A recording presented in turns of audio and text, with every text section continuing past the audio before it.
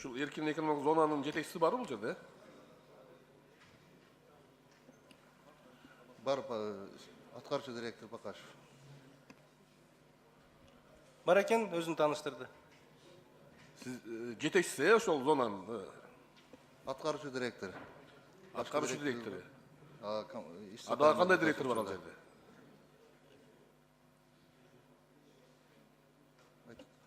Башкы директорубуз иш сапарында жүрөт.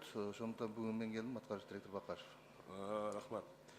Анда айтсаңыз, ушул эркин экономикалык аймактан 2018 жылы канча продукция чыкты, канча миллионго экспортко чыкты? 2018 жылдын жыйынтыгы менен жалпысынан 6 миллиарддан ашык товар өндүрүлүп чыгарылган. Bunun 45-50%'a yakını bu eksporta ketken. 45% eksporta ketти. Жалпысынан ошондой да бар. Калганы-чы?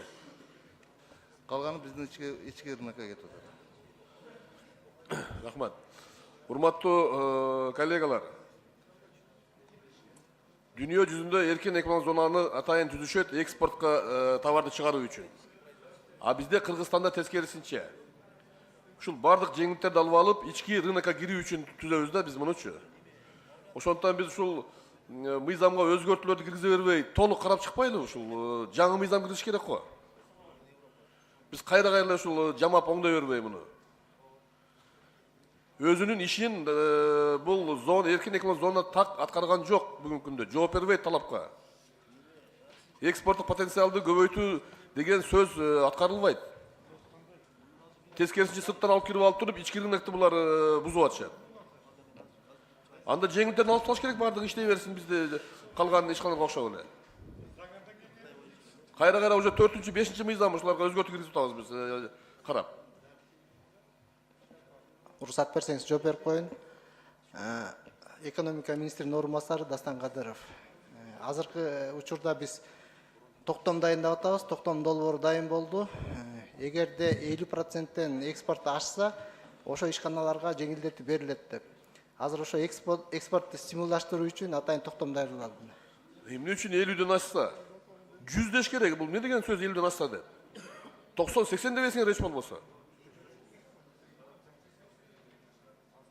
Мыйзамдын өзү эркин экономикалык зонанын мыйзамынын негизги талабы, негизги тартиби экспорт, туурабы?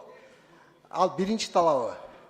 Негизи азыркы учурда дагы башка өсүү түрү каралып жатат да. Инновациялык продукцияларды, технологияларды киргизүү жолу каралып атат. Мен ойлойм бул негизи мыйзамдын талабына жооп бербегенден кийин биз муну жабышыбыз керек. Же болбосо мыйзам талабына жооп бергенде иштетишибиз керек.